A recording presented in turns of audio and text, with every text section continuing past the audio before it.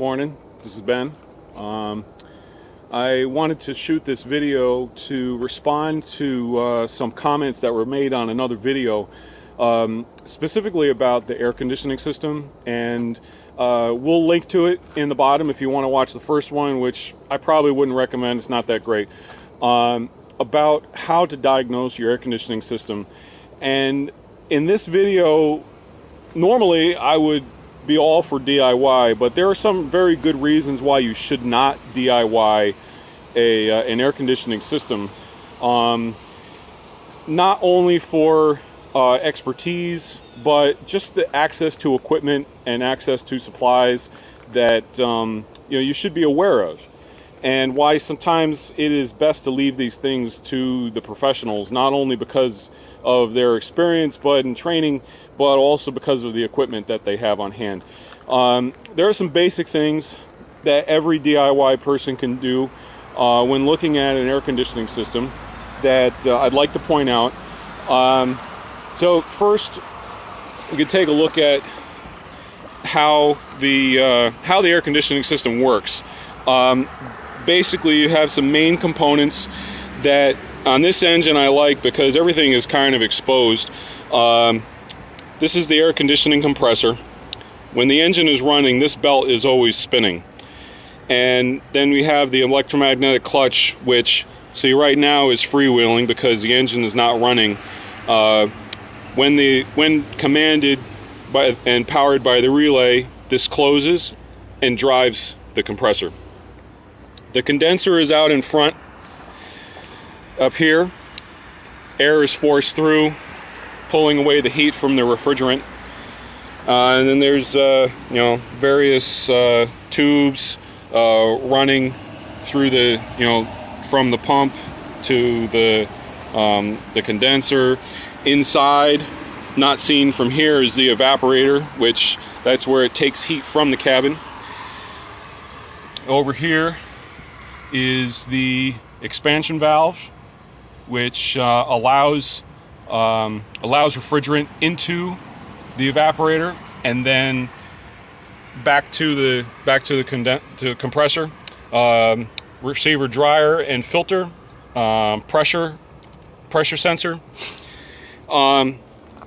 If you have a problem with your air conditioning, the only things that you can really check without getting into trouble, look in the repair manual and electrical wiring diagram. Look into your fuses and relays, continuity checks, and you can also you could jump this from 12 volts to manually power the compressor clutch. You might be able to do a sensor test, to the pressure switch test, to see if it has continuity when it should have continuity. But this is where we run into problems, because you have to have a certain amount of pressure in order for those switches to activate. And in my last video I mentioned that you could put a gauge on here. This is on the low pressure port. The high side port, wow, where is it? Yeah, see, because I haven't worked on this car, so oh, here it is, right in front of me. So this is one of the things that that starts getting into trouble. That little gauge that I had before, it came with an R134A top-off kit. Only measures the low side. Does not tell you a whole lot. The only thing you can really do is tell that you have enough static pressure in the system possibly to get it started. But without having a high side measurement, you're only getting half of the story. And so for that, you need a set of manifold gauges, which a set of manifold gauges starts at $75 for cheapy ones, and hopefully they're good and hopefully they don't leak.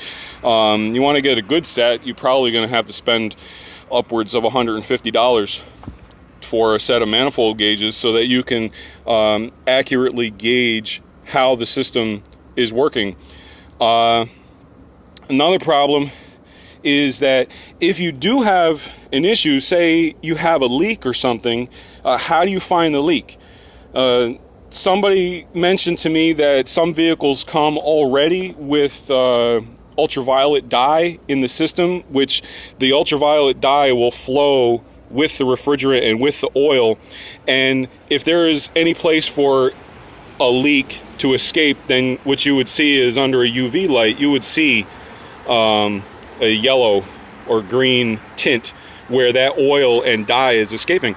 I haven't personally experienced that. I'm not sure. It could be just an add-on.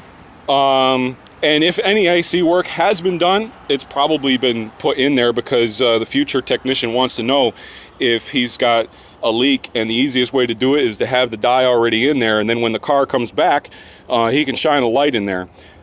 But here's the rub. If you do have a leak, let's say here that this O-ring was degraded and you need to replace it to get a good seal. The only way to do that is to evacuate the system, and for that you need a recovery machine. A recovery machine costs at least $600, and this is not something that you would have in a DIY shop, unless you were, a major enthusiast and that you did air conditioning all the time, in which case I think I would call into question what you're working on. And some people will say, oh, I'll just, pop open the line and let the R134 refrigerant escape into the atmosphere because it's not that bad. That is a horrible, horrible idea. Yes, R134A is not as bad as R12 used to be, and R22 that's used in some, like stationary refrigerators and stuff like that.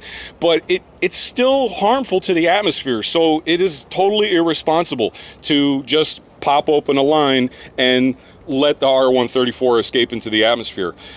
So please don't do that. If you need to get into the system, even if you insist on doing the repairs yourself, the best thing to do is to bring it to a shop, have them recover what refrigerant is left, have them, safely store it. And then you can do your repairs.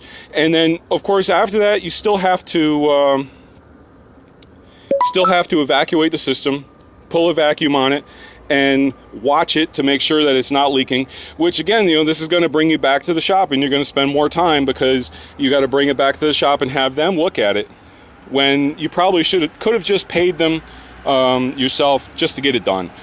The other thing, even if you spent the $100 or $600 on a recovery machine or more, I've seen prices for them going up to $2,000, $3,000. You can't get R134 in a big container. You can get those little mini containers, little 12-ounce bottle, or the big can. But anything more than that, you need to have a special license. And a 30-pound can of R134A refrigerant is at least $100. Let's see, the last thing to mention was that, by the time you've spent, even if you wanted to do it responsibly, to bring it to the shop and have them evacuate it, and then you do the repairs and then bring it back to them to have them